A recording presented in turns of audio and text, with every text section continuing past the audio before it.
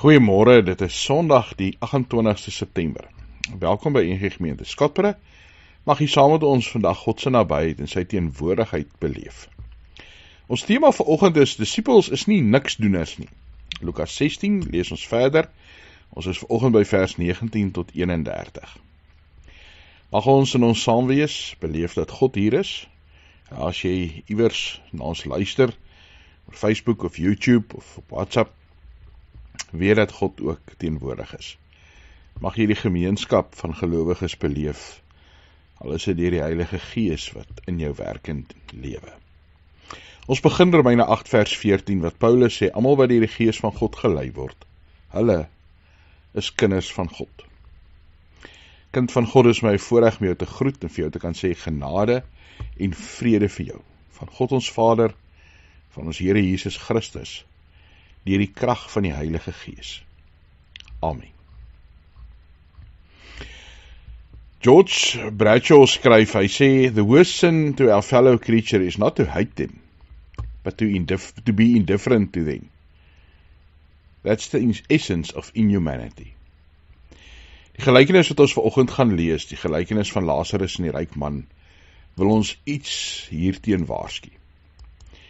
As jy in Afrikaanse thesaurus gaan kyk, ongeërgdheid, gevoelloosheid, ongevoeligheid, apathie, onontvanklik, indifferent, sielloos, sinies, onverskillig, traak my nie agtig, afgestomp, stomp, bot, koel, koud, liefdeloos, harteloos, onbarmhartig, om 'n dik vel te hê, koudbloedig te wees, 'n hart van klip te hê, kan my nie skeel nie, het laat my koud, geen oog hê vir iets nie. Dis uiteindelik daai goed wat die doodskoot is van 'n verhouding. As mense nog beklei, dan beteken dit daar's emosie, daar's passie. Die oomblik wat mense sê, ag whatever, dan is daar 'n krisis.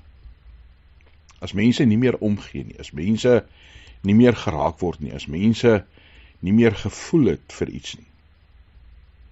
Ongelukkig maak al die slegte nuus ons baie keer afgestomp vir die nood in die wêreld, afgestomp vir mekaar.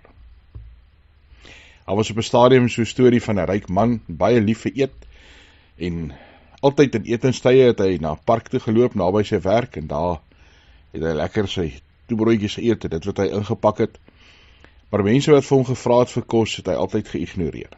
En op 'n dag het hy lekker 'n romerige ekleer vir homself ingepak, en toe hy by die park kom, spring hy uit die pad vir 'n kind wat op 'n skaatsplank ry en die ekleer val op die grond. Vol sand en modder.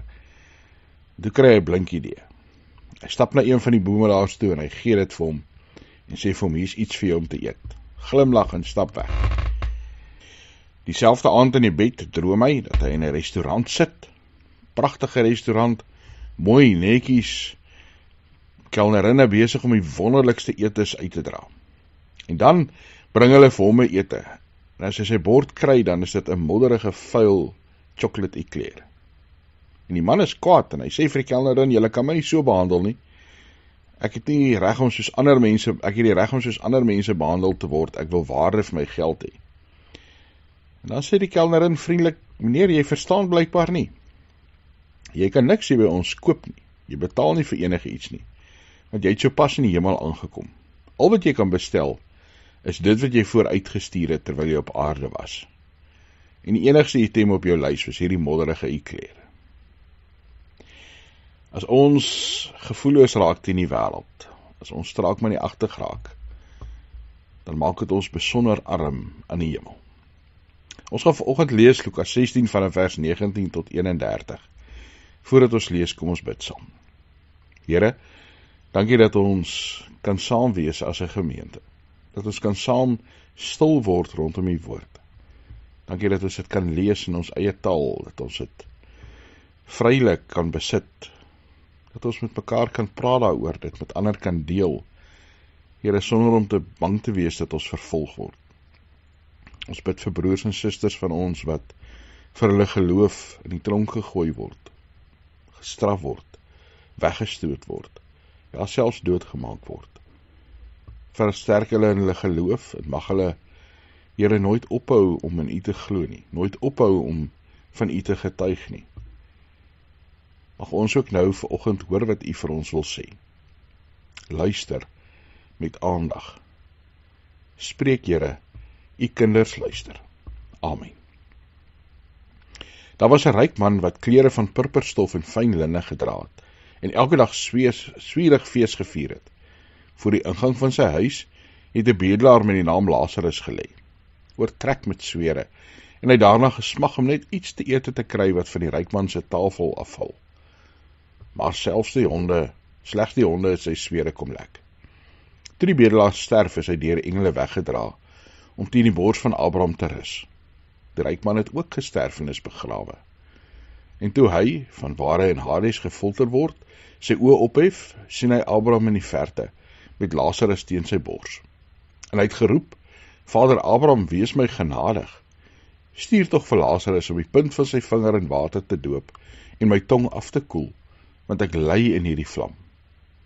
Maar Abraham antwoord, kind, onthou dat jy gedurende jou lewe die goeie ontvang het, soos wat Lazarus die slegte ontvang het. Nou word hy hier getroos en jy gepynig.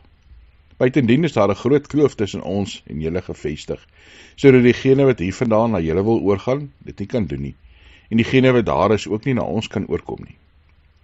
Toe sê die ryk man, dan smeek ek U, Vader, stuur hom na my pa se huis toe, want ek het nog 5 broers.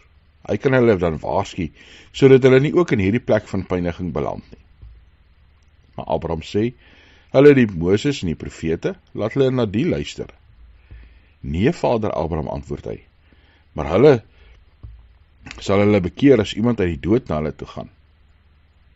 Hy het egter vir hom gesê, as hulle na Moses en die profete nie luister nie, sal hulle selfs nie as iemand uit die dood uit opstaan, oortuig word nie.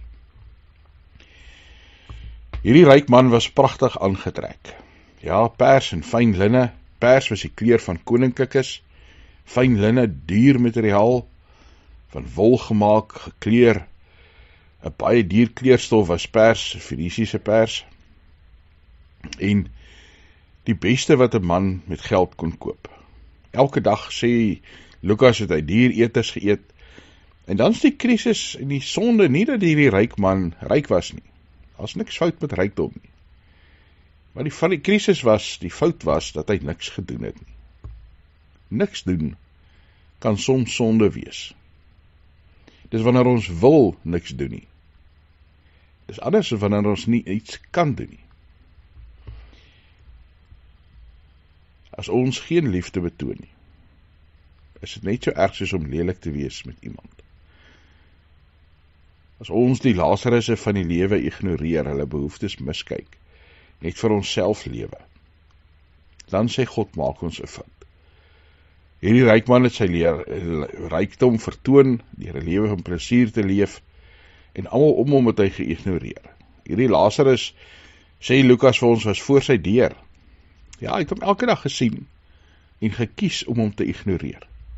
Niks vir hom gegee nie, nie eens die oorskiet van sy tafel nie. En dan uiteindelik sien ons na die tyd dat Lazarus by Abraham is in die hemel, dat hy 'n ereplek kry, en die ryk man gaan na Hades toe, daar waar hy gemartel en gestraf word. En dan sien ons die gesprek wat ons goed ken, waar hierdie ryk man vra, wees my net genadig, gee my net 'n klein bietjie verligting. Maar Abraham sê, daar's niks wat kan gebeur nie. En die ergste is, die ryk man sien nog steeds vir Lazarus as iemand wat hy kan stuur, as 'n slaaf, as 'n mindere. Ja, dis Lazarus wat sy tong moet kom nat maak, soos 'n slaaf vir hom 'n bietjie water moes bring. Dis Lazarus wat sy broers moet gaan waarsku. Tog sê Abraham, dit kan nie gebeur nie. Hulle het die wet en profete, hulle moet luister. En dan sê die man, maar hulle gaan luister as iemand uit die dood uit opstaan. En Abraham sê, dit gaan nie werk nie, dit gaan nie regtig 'n verskil maak nie. En dis eintlik hartseer as mense vandag daaraan dink, dat mense nie glo in Jesus wat uit die dood uit opgestaan het nie. Lazarus is die een wat God se genade ontvang, en hierdie ryk man wat nie genade betoon het nie, nie genade kon deel nie, dis hy wat nie self genade ontvang nie. Ja, selfs in die hel snap hy nie, en wil hy vir Lazarus stuur soos 'n slaaf en hom nog steeds gebruik om sy boodskappe rond te stuur. As in ons eie geskiedenis, in ons eie wêreld, die hartseer verhaal van, en die wonderlike verhaal van 2 oliebiljonêers, wat totaal verskillend hulle lewens geëindig het. John Rockefeller Sr., 50, die rykste man op aarde, en dan word hy ernstig siek, en dan terwyl hy so erg siek is, op sy siekbed is, dan besluit hy om sy geld nie op te spaar nie, maar om dit weg te gee. Stig hy die Rockefeller Foundation, wat hospitale bou, mediese navorsing doen, sendingwerk doen. En dan uiteindelik verander sy gesondheid, hy lewe tot op 98. Teenoorgestelde van hierdie oliebiljonêr is 'n ander oliebiljonêr, J. Paul Getty. Hy was ook op 'n stadium gereken as een van die rykste mense in die wêreld, 2,5 biljoen, of meer as dit gehad. Hy het 80% van die wêreld se olie op 'n stadium besit. Hy koop in Engeland vir hom 'n paleis, Sutton Palace, 34 kamers, 14 badkamers, en daar leef hy alleen. Hy het 5 vrouens gehad en 'n klomp kinders, maar uiteindelik wanneer hy sterf, erf omtrent niemand niks nie. Nie sy diensknegte wat hom opgepas het en versorg het nie, nie sy kinders en kleinkinders nie. Al sy geld gaan omtrent vir die Malibu Museum. Met sy dood beskryf 'n joernalis hom. Hy sê, "The richest, most lonely and most selfish person has died today. In 84 years of his life, not a penny went for charity or even for his own family." En dan het hulle 'n foto geneem van Paul Getty wat alleen en verlate by 'n reuse tafel sit. Ten spyte van al sy geld, stoksiel alleen. Nie iemand toegelaat in sy lewe nie, nie vir enige iemand anders iets gegee of gegee nie. Daarteenoor is Lazarus 'n fiktiewe karakter hier in Jesus se gelykenis. Dis nou nie verwant gewees aan Lazarus en Maria en Martha nie. Die naam Lazarus beteken God is my helper. God werk deur mense. God help deur mense en daarom moet ons besef dat God baie keer ander mense help deur my. Dat God my help deur ander mense. Dat ons in mense iets van God se liefde en sy genade en God se daar wees en God se omgee in ons lewens ervaar. Ons lewe en ons streef na beter kan ons baie keer blind maak vir mense om ons. En dit sê Jesus is verkeerd. Lukas vir ons in hierdie verhaal leer dat ons anders moet kyk na die wêreld om ons. Dit is nie sonde om baie te hê nie. Dit is nie sonde om selfs weelderig te leef nie. Die sonde is wanneer ons regtig nie meer 'n oog en 'n oor het en 'n hart het vir mense rondom ons nie. In Matteus 5 in die bergrede sê Jesus, geseënd is die wat weet hoe afhanklik hulle van God is. Wat poor is in spirit, at the end of their rope. Het gaan nie net oor fisiese armoede, maar in geheel afhanklikheid van God. Ons moet afhanklik wees op die Here. Onthou dat die Here daar is, dat hy die een is wat vir ons sorg en voorsien. Maar ons moet dit ook weet wat ons medemens, omgee vir mekaar, in hierdie wêreld 'n verskil gaan lewe. Ons kan nie die hele wêreld se probleme alles oplos nie, maar ek kan vir een iemand dalk 'n verskil maak. Ons moet leer om ons oog op God te hou, en terwyl ons vir God kyk, ook ons medemens raak te sien.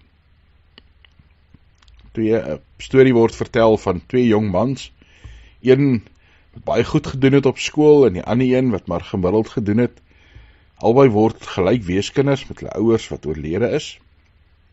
Die een man, maar word 'n skoenmaker, bly in sy pa se huis, is gelukkig saam met sy gesin, 'n eenvoudige lewe, nie regtig baie nie, maar genoeg.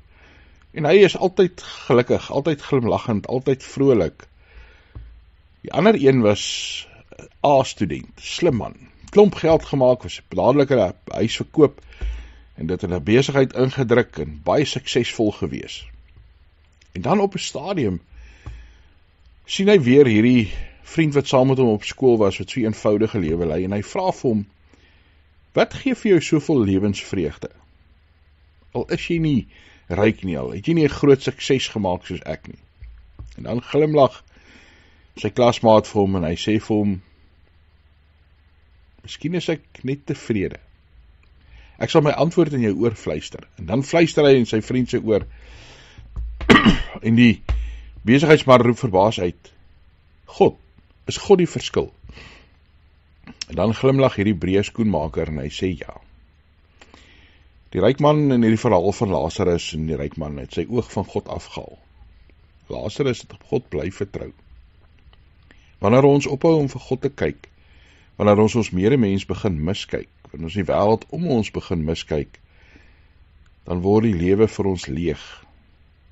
Dan word die lewe vir ons eintlik maar baie donker. En hierdie gelykenis was die deur, die ingang van die huis, hierdie deur na die naaste toe, die deur na die koninkryk toe.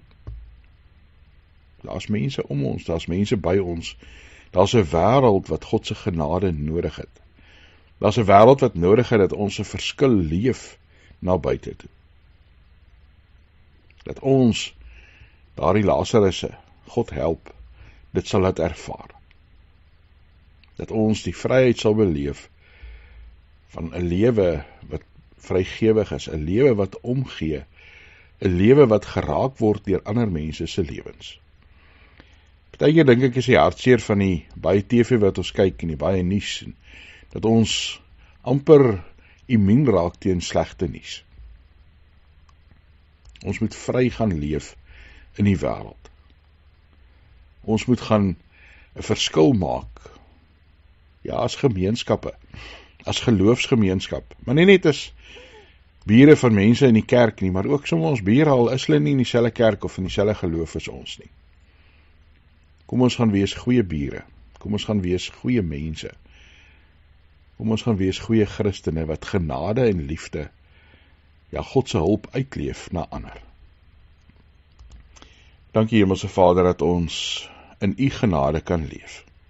Dankie dat U ons raak sien, ons nood, ons vrese, ja Here ons hoop en ons vreugdes, en dat U dit met ons deel, deur die Gees wat by ons is, deur Christus wat in die kruis vir ons gesterf het, wat opgestaan het, wat vir ons 'n plek in die hemel by U voorberei.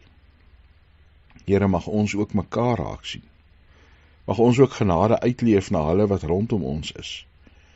Ons raak baie keer afgestomp in die wêreld, deur so baie slegte nuus, deur so baie nood. Here, ons kan nie al die nood oplos nie. Maar gee vir ons daardie insig en daardie verstand om 'n verskil te gaan maak waar ons kan. Ja, Here, om te help waar ons kan, om te luister waar ons kan, om te troos waar ons kan, om te vergewe en genade te betoon waar ons kan. Partykeer vergeet ons dat 'n glimlag, 'n drukkie, 'n handskud, ja, daardie eenvoudige goed 'n wêreldse verskil kan maak. Dankie Hemelse Vader dat ons saam kan wees as U gemeente. Dat ons in 'n geloofsgemeenskap kan leef. Mag ons in besonder hier vir mekaar omgee, maar ook verder buite, dat die wêreld deur ons U kan leer ken. Ons bid vir mekaar. Here, mag ons U troos en U nabyheid beleef, waar hartseer en siekte oor mense se pad kom. Here, waar mense soms bekommerd is oor môre en nie weet hoe vorentoe nie. Vul ons met U vreugde en U wysheid. Dankie dat ons kan bid vir ons land. Here, waar daar maar 'n klomp politiese krisisse is en ekonomies en waar die wêreld op sy kop is. U is ons hoop en ons vrede, ons krag. In Jesus Christus se naam. Amen. Mag jy God se genade elke dag beleef. Mag jy weet dat God voor jou is en jou pad gelyk maak. Dat God agter jou is en jou beskerm. Dat God langs jou is en jou vashou. Dat God onder jou is en jou dra. Dat God bo jou is en jou seën. Dat God bo alles binne in jou is, deur sy Heilige Gees. Amen.